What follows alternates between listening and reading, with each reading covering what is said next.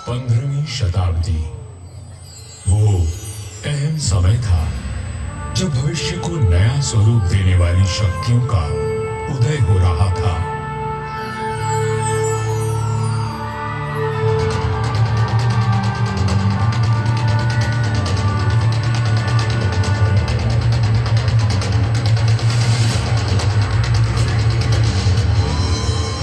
लोधी राजवंश ने दिल्ली की गद्दी संभाली। मध्य एशिया में बाबर का जन्म हुआ और राठौड़ कुल गौरव राव जोधा जी ने मेहरानगढ़ दुर्ग की नींव डालकर जोधपुर नगर की स्थापना की। 1459 ईस्वी में बना मेहरानगढ़ उत्तर भारत की राजनीतिक सरगर्मियों का साक्षी भी रहा और केंद्र भी। जोधपुर के आकाश में राठौर राजवंश का तेजवान सूर्य दमका, जिसका उदय मंडोर में हुआ था। मेहरानगढ़ की उत्तर पश्चिम दिशा में करीब 9 किलोमीटर का फासला तय करेंगे तो मैं अपने बचे हुए अवशेषों के साथ आपका स्वागत करूंगा। मैं किला हूं मंडोर का। मैं इतना प्राचीन हूं कि मुझे किसने बनवाया, कब बनवाया, ये किसी को भी याद नहीं। मंडोर की भूमि से आज भी अतीत के सिक्के, मंदिर के अवशेष, तोरण द्वार, स्तंभ और उत्कृष्ट मूर्तियां प्राप्त होती रहती हैं। मंडोर संग्रहालय में प्राचीन भारत के सभी प्रतीकों को सहेज कर रखा गया है, ठीक वैसे ही जैसे मैंने अपने जीर्ण अवशेषों में अनेकों गाथाएं संभाल रखी हैं। अरावली की पहाड़ियों से घिरा मंडोर नगर मांडव्य ऋषि की तपोभूमि था और इसका प्राचीन नाम मांडव्यपुर था। महाभारत काल में यहाँ नागवंशियों ने राज किया और फिर गुप्त वंश ने इसे अपने बाहुबल से जीता। चौथी व छठी शताब्दी में हूनों का आगमन हुआ तथा परमारों ने इनके वैभव को बढ़ाया। मारवाड़ का विस्तार सबसे अधिक परमारों की समयावधि में हुआ और उस समय मारवाड़ को नवकोटि मारवाड़ भी कहा जाता था। तो 7वीं शताब्दी में प्रतिहारों ने यहाँ अपना साम्राज्य स्थापित किया और यहाँ के वैभव को बढ़ाया। मेरे साथ चलिए उस बीते हुए काल में जब यहाँ तलवारें खड़कती थी, रणभेरी और नगाड़े कंपायमान होते थे, वीर हुंकार भरते थे और रणबांकुरों के जय घोष से आकाश गूंज उठता था। सन 1394 ईस्वी परिहारों की शक्ति अस्त हो रही थी। गुजरात के सूबेदार जफर खान ने दिल्ली की कमजोर सल्तनत के चलते मंडोर और नागौर को अपने कब्जे में ले लिया था। अब मेरी चार दीवारी में परिहार नहीं, तुर्क आ बसे थे। जफर खान का हाकिम ऐबक खान मंडोर दुर्ग का किलेदार था, जो आए दिन अपनी क्रूरता का प्रदर्शन करता रहता था।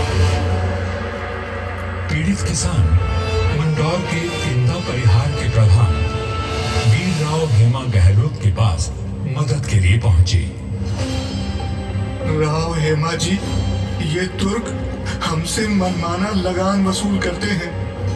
आए दिन हमारी गायों को चुरा कर ले जाते हैं और अब अपने घोड़ों के लिए घास से लदी गाड़ियां मांग रहे हैं। हम तो बर्बाद हो जाएंगे। अपनी शक्ति पर इतना अभिमान कि उसे 3 किसानी पर आजमा रहा है। भैरों जी की सौगंध, जुल्म करने के लिए अब ऐबक खान जिंदा नहीं बचेगा।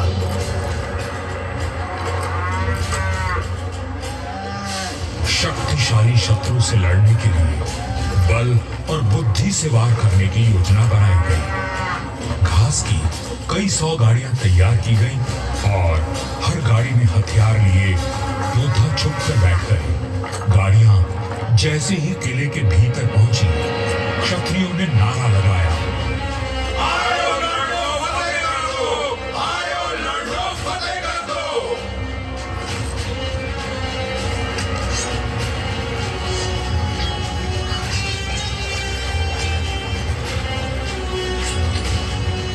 इस अचानक हुए प्रहार से तुर्कों को संभालने का अवसर भी न मिला। वीर हेमा गहलोत, समर शूर राव चुंडा राठौड़ और मारवाड़ के वीरों की प्रतापी तलवारें लहराईं तो शत्रुओं के सिरों के ढेर लग गए।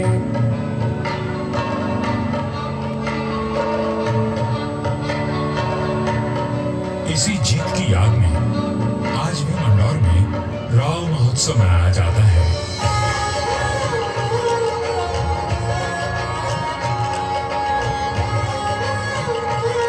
हर वर्ष होली के दूसरे दिन निर्भीक, साहसी हेमा गहलोत और सभी वीरों को याद किया जाता है और बाबा भैरवनाथ जी की पूजा की जाती है, जिनके आशीर्वाद से वीर विजय हुए थे।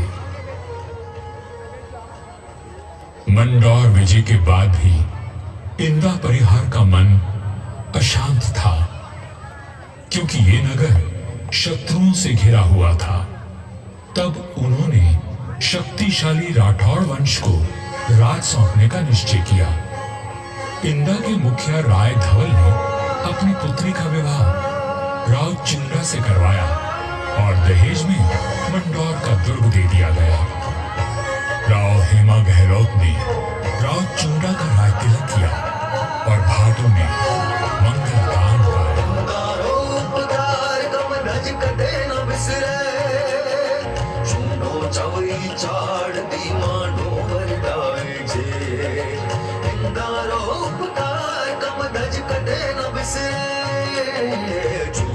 अपने कौशल और सामरिक सूझबूझ का परिचय देते हुए राव चुंडा ने अपने साम्राज्य को बढ़ाया और मंदौर को मारवाड़ की राजधानी बनाया। 1423 में नागौर के युद्ध में राव चुंडा वीर गति को प्राप्त हुए और उनके पुत्र कान्हा के बाद राजदंड राव रणमल ने संभाला।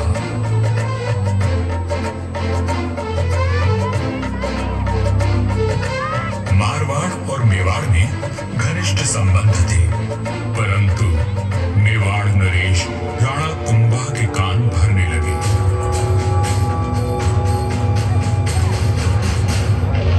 मुझे राव रणमल की नीयत ठीक नहीं लगती राणा। वो आपका राज हड़पना चाहता है। वह सिर्फ एक पक्ष को देखते हैं, दूसरे पक्ष से तो उनका कोई मोह नहीं। एक मधुर संबंध में संशय और अविश्वास का विष खोल दिया गया था। 1438 ईस्वी में राव रणमल अपने पुत्र जोधा के साथ चित्तौड़ के दुर्ग में था। रणमल को किसी षड्यंत्र का आभास हुआ और उसने बेटे जोधा को किले से बाहर भेज दिया। पिता की आज्ञा मान जोधा चित्तौड़गढ़ की तलहटी में पहुंचा। तभी एक ड्रोन ने जोधा का ध्यान खींचा, जो एक दोहा गा रहा था।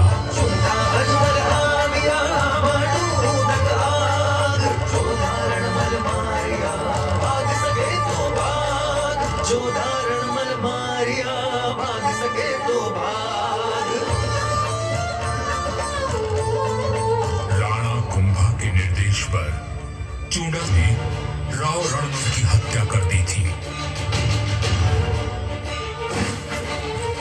पिता की हत्या का प्रतिशोध लेने की प्रतिज्ञा लेकर युवा जोधा मारवाड़ की ओर बढ़ चला, परंतु चुंडा उसका पीछा करता रहा।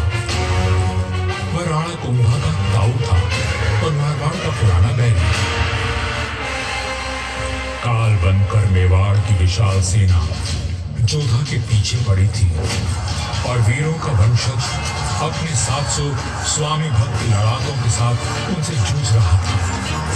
पिता संपत्ति के हर बवंडर को साफ कर जब जोधा मंडोर पहुंचा तो उसके पास केवल 7 सैनिक बचे थे। पर चूंडा यहां भी आ पहुंचा।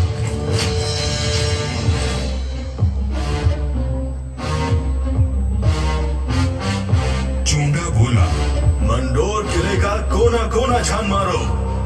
रणमल ने मेरे भाई राघव देव को मरवाया था, मैं उसके वंश का नाश कर दूंगा। हुजूर, जोधा जांगलू प्रदेश की ओर भाग गया है। आप कहें तो उसका पीछा करें।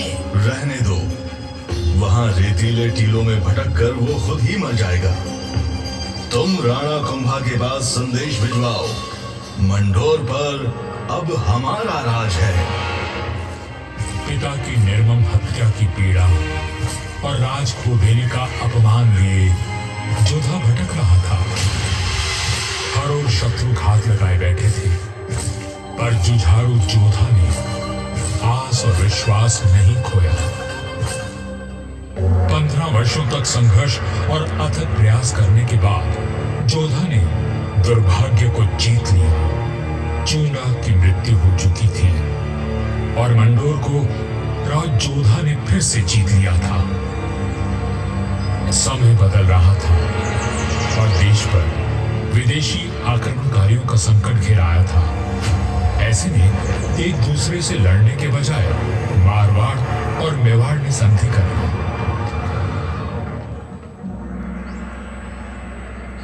पर दूरदर्शी राव जोधा को कोई चिंता खाई जा रही थी और उस चिंता का कारण मैं यानी मंडोर का दुर्ग था। किस सोच में डूबे हैं राव जी? अपने आसपास देखो, क्या दिखता है? आकाश, जंगल, पहाड़ियां। ये पहाड़ियां ही मेरी चिंता है। कई सौ साल पहले ये काफी ऊंची थी और किले तक पहुंचना कठिन था, पर भारी वर्षा और धूल भरी आंधियों ने इनका कद घटा दिया है। राव जोधा की बात पीड़ादायक परंतु सत्य थी।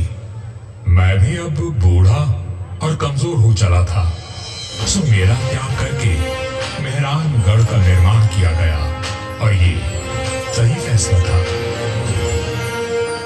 भारत में जब मुगलों का आगमन हुआ तो राठौड़ राजवंश ने उनसे सीधी टक्कर ली और हार माने बिना संघर्ष करते रहे। इस सब में मेहरानगढ़ ने प्रमुख भूमिका निभाई। जोधपुर का इतिहास प्रेरणादायक वीर गाथाओं से भरा हुआ है।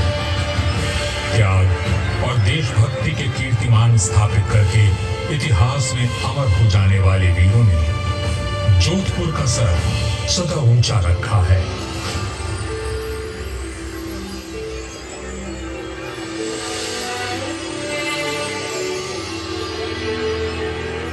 इस धरती पर जन्मे सपूत अपनी भुजाओं में इतना बल रखते थे कि मातृभूमि की रक्षा कर सके। तभी इनकी छत्र छाया में इनकी प्रजा सुखी और समृद्ध हुई। पर यह बात कम ही लोग जानते हैं कि फौलादी सीनों में कोमल भावनाओं का भी वास था। राजधर्म का पालन करने वाले तलवार के धनी इन रणधीरों के मन में नवसृजन और कला के प्रति प्रेम भी बसता था, जिसका प्रमाण आज भी उपस्थित है और इस धरती का सौंदर्य बढ़ाता है। महाराजा अजीत सिंह जी को उनकी सृजनात्मक ऊर्जा और निर्माणों के लिए याद किया जाता है। उन्होंने देवी देवताओं की साल, अजीत पुल, मय पुल और एक खंबा महल बनवाया एवं भेरू बावली और भेरू मंदिर का जीर्णोद्धार करवाया।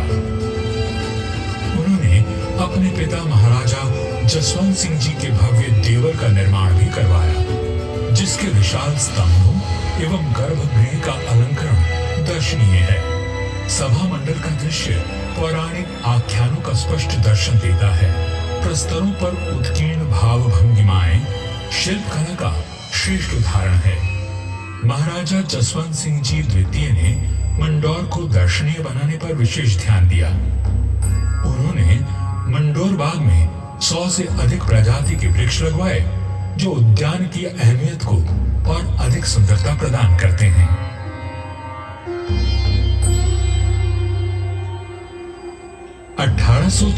ईस्वी में महाराजा सरदार सिंह जी ने मंडौर के बाग को और संवारा।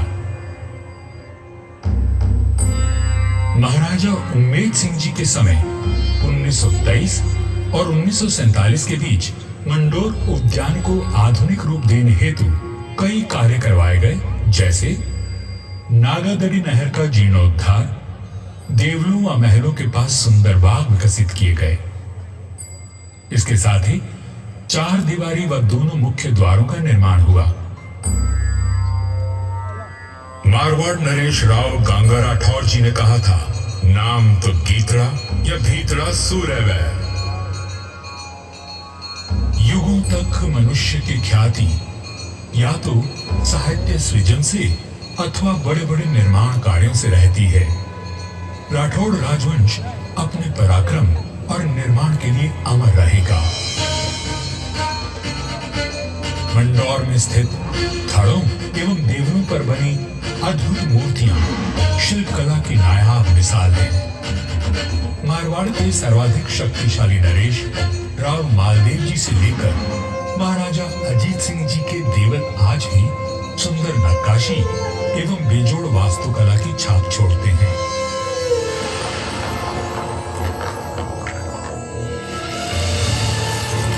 महाराजा अजीत सिंह जी के देवल का निर्माण इनके पुत्र महाराजा अभय सिंह जी ने संवत 1793 में शुरू करवाया, लेकिन इसे पूरा उनके प्रपौत्र महाराजा भीम सिंह जी ने संवत 1856 में किया।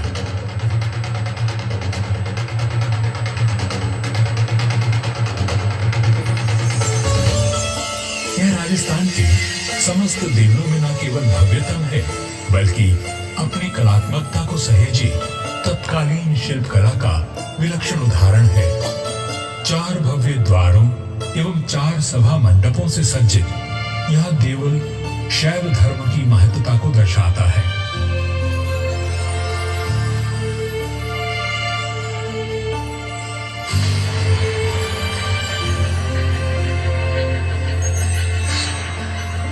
आजादी के पश्चात यहाँ कई विकास कार्य करवाए गए और 1968 में यहाँ के महलों में संग्रहालय की स्थापना की गई।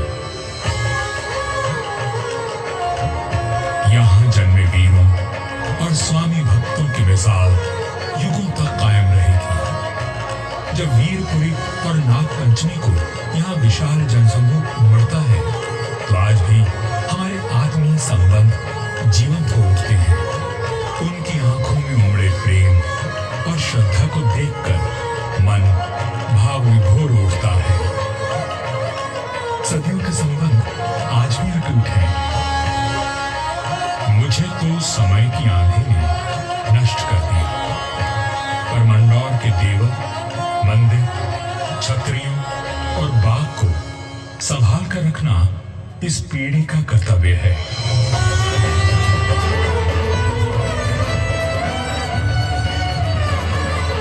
मंडौर दुर्ग है साक्षी, करता गौरव गान, कैसे कैसे वीर हुए, थी कैसी उनकी शान।